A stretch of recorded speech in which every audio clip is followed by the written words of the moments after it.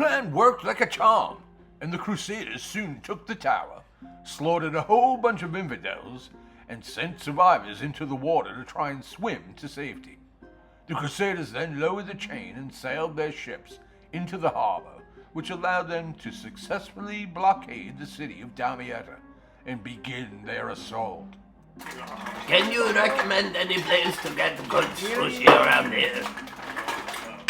After their success in capturing the chain tower, a bunch of the Crusaders were like, "Yay, we won!" and considered their crusading vow fulfilled and returned home to Europe. The Fifth Crusade was very fluid, like a beer drinker's bowel movements, and Crusaders continuously came and went. But suckers, I'll think of you when I'm back home banging your wives. Things seemed to be going pretty swell for the Crusaders, until Cardinal Pelagius, the hand-picked papal legate chosen by Pope Honorius III, showed up and immediately began bossing everyone around and making sure that everyone knew that he was the chosen leader of the Fifth Crusade. You just waltz in here and say you're in charge now? Who the fuck do you think you are? Yeah, who the fuck you think you is, holy man? You know the Pope, huh? Well, I do, motherfucker. And he put me in charge. That's who I am, bitches. Al-Adil had a massive heart attack and died from the stress of having these smelly Crusaders in Egypt. So his son, Al-Kamil, took over as the new Ayyubid Sultan. And his first order of business was to figure out a way to expel these freaking Crusaders from Egyptian turf. You think they would leave if I give them money? I have a lot of money. Money isn't that solution to the problem. It only let you carry the unhappiness around in style. Yeah, that's a good point. Al-Kamil sent a bunch of Egyptian troops to surprise the Crusaders with an attack on their camp outside of Damietta. But their advance guard was a noisy lot and was spotted by John of Brienne, and they were quickly cut down by a Crusader counterattack. So Al-Kamil pulled back. Oh, you brought a hammer into battle. How cute! Oh, hey! The Crusaders were feeling cocky now and wanted to attack Al-Kamil's camp, so they built a huge floating fortress to do so. But a sudden storm blew in and blew the fortress way too close to the shore, allowing the Egyptians to overpower the ship and annihilate the Crusaders on board. Is this the floating fortress? I think we are on the wrong boat. No, you're on the right boat. The party boat. The Egyptians had the upper hand again, but luckily for the Crusaders, Al-Kamil's little brother, Al-Faiz, attempted to take over in a coup, causing Al-Kamil to flee to safety and leave the Crusader situation for another time, allowing the Crusaders to concentrate on besieging Damietta. I wish that someone would have salted the packing peanuts. They're way too bland. Although the coup against him failed, Al-Kamil had a big family and lots of jealous brothers, and he was way more concerned with keeping them at bay than he was about the dopey Franks. So he decided to negotiate with the Crusaders and offered to give them the keys to Jerusalem if they packed up their crap and got the heck out of Egypt. Do you want to take Jerusalem back or trade it for what's in the box? Take the box. Well, I am the optimistic sort of guy. I take what's in the box, Monty. John of Brienne and the other Crusader leaders were like, "Woohoo, we won!" But Cardinal Pelagius wasn't buying it and turned down Al-Kamil's offer. Pelagius had the backing of the Hospitallers and the Templars, who said even if they got Jerusalem back, it would be indefensible and easily recaptured if Al-Kamil kept the outlying fortresses from the Latins. This is a great deal. We get Jerusalem back, and I get to be a real king for once.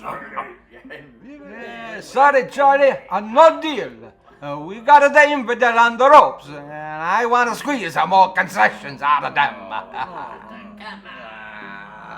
The Crusaders encamped outside Damietta held strong, as did the Egyptians at their camp further south down the Nile River.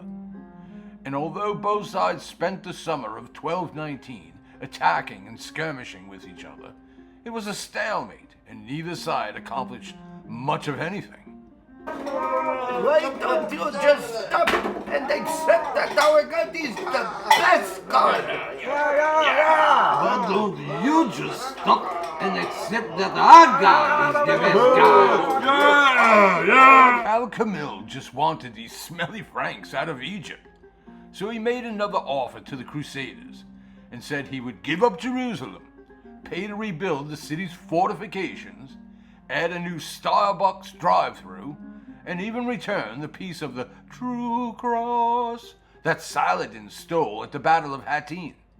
But he was keeping those outlying fortresses for himself. Oh, come on, man. This is a great deal. You even get Jerusalem back. Yeah. And once again, Cardinal Pelagius told him, thanks, but no thanks, and refused his offer, which pissed off a lot of the Crusaders.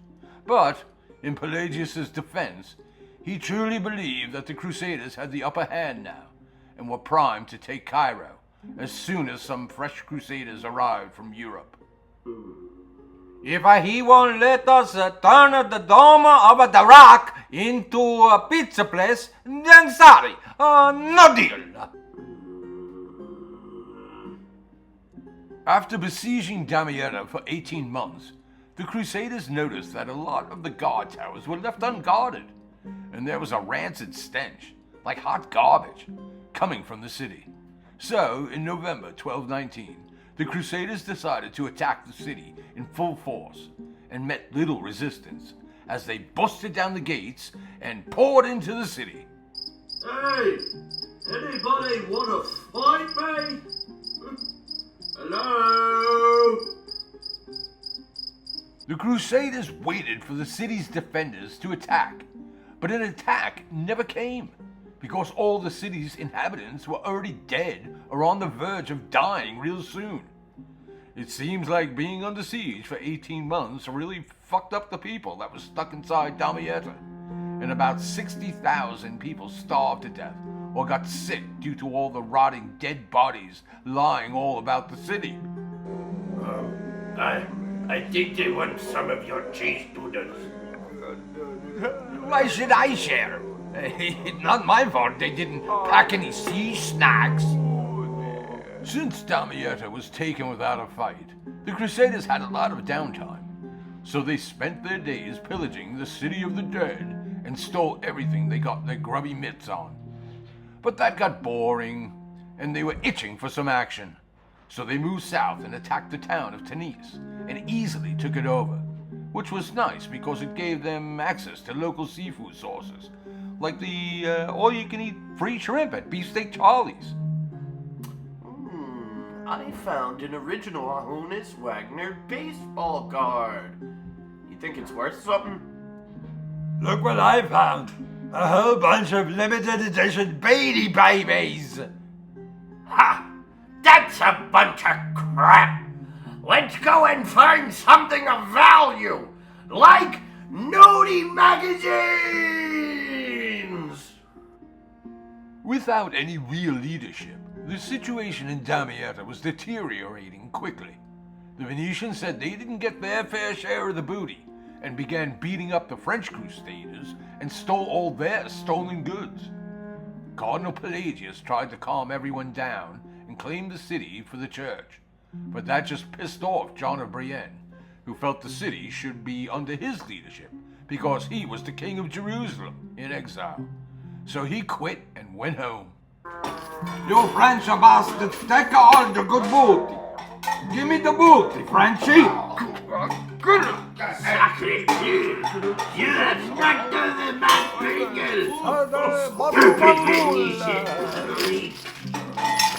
Damietto was a mess. The Crusaders were undisciplined under Pelagius' rule and spent their days getting sauced, shooting dice, and fighting with each other over petty things. Cardinal Pelagius tried to get the Crusade moving along, but the soldiers just ignored his marching orders and kept partying for pretty much the duration of the year 1220.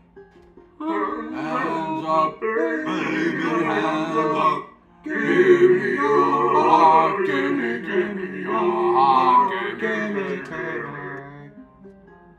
As the Crusaders continued to party hardy, Al-Kamil kept busy and moved his camp further south to the village of Mansoura and built a huge fortified castle to help block the Crusaders' path to Cairo. Al-Kamil then had a bunch of old boats, canoes, and boogie boards scuttled to prevent the Crusaders from sailing up, or is it down, the Nile River. Sorry, Brunhilde. Maritime law clearly states that the last mate on board must go down on the captain when the ship goes down. In December of the year of our Lord 1220, Holy Roman Emperor Frederick II said he would be ready to go crusading as soon as he put the finishing touches on his book about falconry, and sent some of his troops ahead under the leadership of Louis I of Bavaria, but told them to sit tight until he and his fine feathered friends got there. The only birds I like are the ones in the oven. Ach, don't listen to him, Tweety. He's the bird man. I thought I saw a Bavarian fuckface. Well now, this is getting pretty crazy, right? Thousands of Christian crusaders attacking Egypt to force the infidels to submit and give Jerusalem back to the Christians once again. Honestly, what could possibly go wrong? Hope you enjoyed part 2 of Holy Crap, the Fifth Crusade. Be sure to check out part 3 to see how this wacky episode of history pans out. All I can tell you is, hang on to your pauldrons.